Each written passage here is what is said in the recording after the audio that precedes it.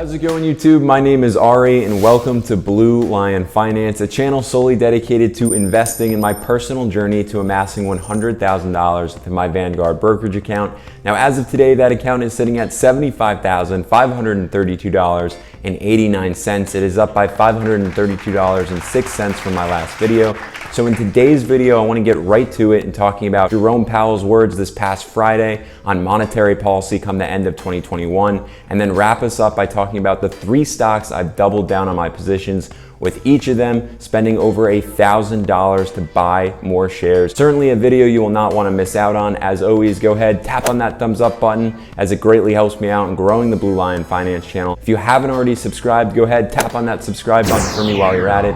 I not only would love to have each and every one of you along this journey with me, but want every single one of you to take advantage of the One Hope Wines $50 gift card giveaway, in which the moment this channel crosses 1,000 subscribers, I will be sending one lucky subscriber that gift card to pick out the wine of your choice. Now, YouTube, with that being said, let's go ahead and dive right in.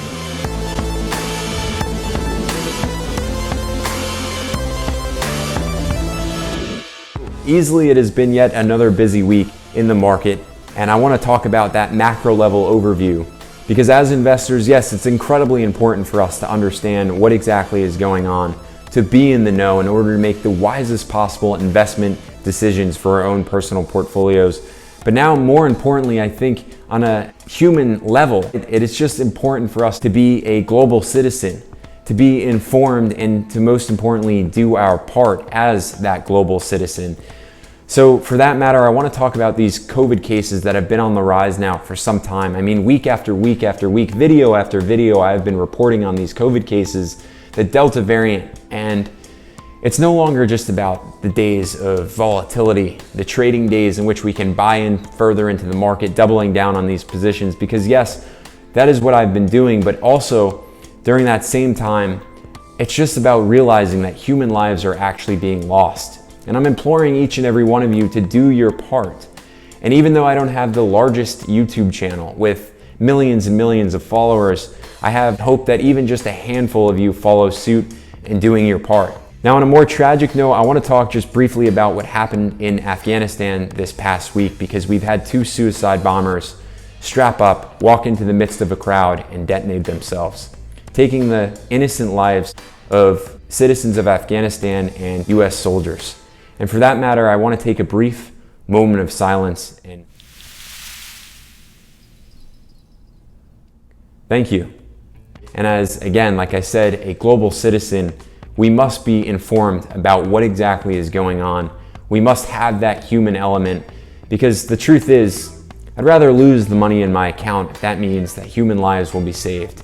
Now, coming up on the end of the week on Friday, we had Jerome Powell come out and talk for 20 minutes about monetary policy and what the Federal Reserve is going to be doing. If you've missed that 20-minute speech, I can sum it up for you in saying that Jerome Powell believes that the United States has been doing a standout job in combating the pandemic. We've made great progress, and that progress ultimately means the Federal Reserve can now finally start to dial back on propping up the economy. But I've actually selected just a snippet of this clip that I wanted to share with you, because I do believe it is the most important part of the entire 20-minute speech. Have a look. For now, I believe that policy is well positioned. As always, we are prepared to adjust policy as appropriate to achieve our goals. That brings me to a concluding word on the path ahead for monetary policy. The committee remains steadfast in our oft-expressed commitment to support the economy for as long as is needed to achieve a full recovery. We will be carefully assessing incoming data and the evolving risks. These are challenging times for the public we serve, as the pandemic and its unprecedented toll on health and economic activity linger. But I will end on a positive note. Before the pandemic, we all saw the extraordinary benefits that a strong labor market can deliver to our society. Despite today's challenges, the economy is on a path to just such a labor market, with high levels of employment and participation, broadly shared wage gains, and inflation running close to our price stability goal. Thank you very much. There you have it from Jerome Powell himself, talking about how the Federal Reserve feels it is well positioned with their current policy. However, they are definitely prepared to adjust that policy given the circumstances to be. Now, I believe he is really talking about the Delta variant. And if those case counts are going to continue to rise, they're going to take a more conservative approach, not tapering so quickly. However, if we are able to bring those case counts down, we are going to see the Federal Reserve begin to taper sooner rather than later. But that ultimately means that we as investors must stay the course, investing in quality companies and holding on to them for the long run, which leads me to the very first stock last week that I doubled down on, that being Johnson & Johnson, ticker symbol JNJ. Now, Johnson & Johnson is easily one of the largest, most diverse healthcare firms in the entire world. Now, when it comes to Johnson & Johnson's stock this past week, it has actually pulled back from $180 a share all the way down to $173 per share. Now, that is exactly when I decided to buy in. I believe this pullback actually came out right after they announced their vaccine booster shot news, which was positive data that was released. But in my honest opinion, I just don't feel that the market is going to be too phased nor excited about any vaccine or booster shot related news.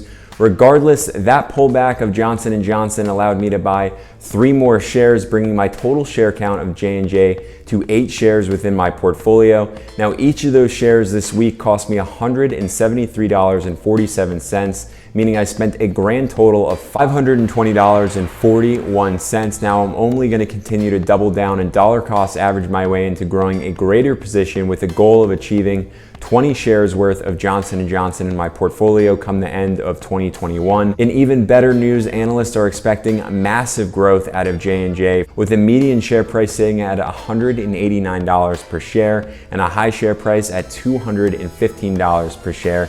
But in the best possible news for a dividend investor is that Johnson & Johnson is of course a dividend king, meaning they've been paying out dividends for over 50 years and increasing that dividend, with their current yield sitting at 2.43%. Yeah, I'd say that Johnson & Johnson is definitely a buy and has that blue lion stamp of approval. Now, next up, we have a REIT, a real estate investment trust, that being Realty Income, ticker symbol O. And while it certainly did not pull back as much as Johnson & Johnson did, I wanted to double down on it because it has a ton of firepower and a lot of room left to grow. Now, as an investor, what you need to know is founded back in 1969. Since its founding, it has been doing an outstanding job in growing an incredibly well-diversified portfolio. They currently have over 6,700 different properties spanning across all 50 states and well into the United Kingdom, as well as Puerto Rico. They recently just acquired their REIT, which is going to add another some 4,000 properties to their portfolio, bringing that number to well over 10,000 total properties. Now, many of their clients are in defensive industries. They range from 7-Eleven, FedEx, Home Depot, Walmart, Kroger, CVS, I mean, you name it, you have probably set foot on one of their properties, and these clients aren't going anywhere anytime soon, which is exactly what I want to see. Now, Realty Income is a dividend aristocrat. It is a monthly paying stock with a current dividend yield sitting at 3.98%. I believe they have a ton of room left to grow. Not just my words, but those analysts are expecting that Realty Income is poised to grow at a median stock share price of $79 per share and a high stock share price sitting at $86 per share. And when it comes to my personal portfolio, I went ahead to buy 8 total shares of Realty Income for $70.94 each, bringing my grand total spent on Realty Income to $567.52, and my total share count up to 60 total shares worth of Realty Income, with a goal of 100 shares by the end of 2021. And last but certainly not least, we have Apple, ticker symbol AAPL. Does not need any sort of introduction whatsoever, but as an investor in Apple and someone who has been doubling down on Apple a lot lately, I want to go ahead and introduce you to the very reason as to why I am investing so heavily into Apple. Have a look.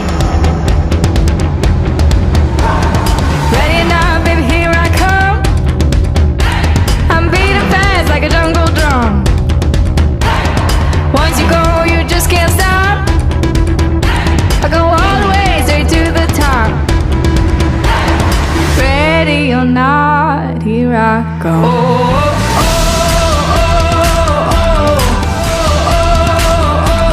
I'll take you higher, higher, yeah. Ready or not, here I come. I was born to be on the run.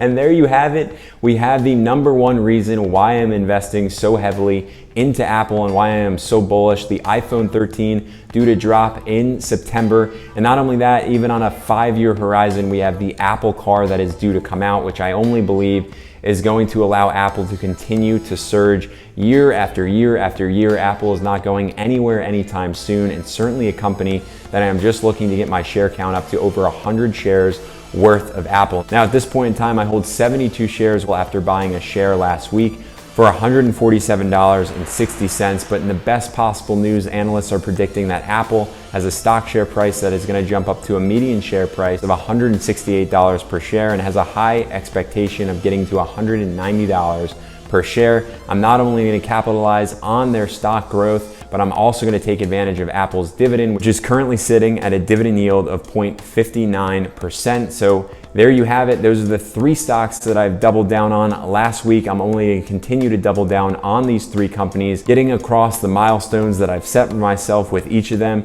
If you've liked what you heard, you learned something new, definitely drop comments below. Of course, if you're interested in investing in any of these companies, wait, do your due diligence, and then go ahead and invest in them, because I am by no means a financial advisor. Just before I actually conclude here, go ahead, tap on that thumbs up button for me, as it helps me in growing this channel. And of course, if you haven't already, tap that subscribe button while you're at it. Now YouTube, until the next video, I will see you all there.